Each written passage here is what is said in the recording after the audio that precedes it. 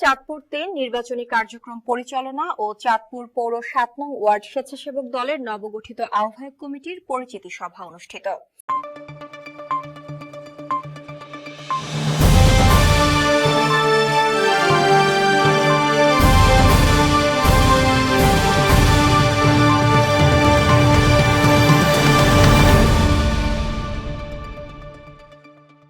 চাঁদপুর ৩ আসনে নির্বাচনী প্রচারণার কার্যক্রম এবং নবগঠিত পৌর ৭ নম্বর ওয়ার্ডের স্বেচ্ছাসেবক দলের পরিচিতি সভা অনুষ্ঠিত হয়েছে। ২২ অক্টোবর বুধবার রাতে চাঁদপুর শহরের আক্কাস আলী রেলওয়ে উচ্চ বিদ্যালয়ে এই সভা অনুষ্ঠিত হয়। সভায় প্রধান অতিথির বক্তব্য রাখেন চাঁদপুর পৌর বিএনপির সভাপতি আক্তার হোসেন মাঝি। চাঁদপুর পৌর স্বেচ্ছাসেবক দলের আহ্বায়ক শফিউদ্দিন বাবলুর সভাপতিত্বে বিশেষ অতিথির বক্তব্য রাখেন পৌর বিএনপির সাধারণ সম্পাদক অ্যাডভোকেট হারুনুর রশিদ, জেলা বিএনপির বন ও পরিবেশ বিষয়ক সম্পাদক সালাউদ্দিন সেলিম, জেলা বিএনপির নেতা দিন মোহাম্মদ জিল্লু।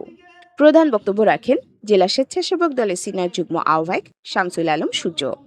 প্রধান অতিথির বক্তব্যে আক্তার হোসেন মাঝি বলেন, বিগত ১৭ বছর ধরে বিএনপির নেতা কর্মীরা অনেক ত্যাগ স্বীকার করে রাজপথে স্বৈরাচার হাসিনা বিরোধী আন্দোলন করেছে। জুলাই গণ অভ্যুত্থানের মাধ্যমে ফ্যাসিস্ট সরকারের পতন হয়েছে বলেই আমরা এখন স্বাধীনভাবে কথা বলতে পারছি। পৌর স্বেচ্ছাসেবক দলের সিনিয়র যুগ্ম আহ্বায়ক কাউসার হামিদের পরিচালনায় আরও বক্তব্য রাখেন ৭ নম্বর ওয়ার্ড বিএনপির সভাপতি মোহাম্মদ মুস্তফা মাল, সাধারণ সম্পাদক মোহাম্মদ কবির সরকার, সদর উপজেলা স্বেচ্ছাসেবক দলের যুগ্ম আহ্বায়ক মোহাম্মদ হাশিম, মোহাম্মদ শাহ আলম, মোহাম্মদ ফাহিম, পৌর স্বেচ্ছাসেবক দলের সিনিয়র যুগ্ম আহ্বায়ক কাউসার হামিদ, যুগ্ম আহ্বায়ক হুমায়ুন আহমেদ কাউসার, শাহাদাত হোসেন রুবেল।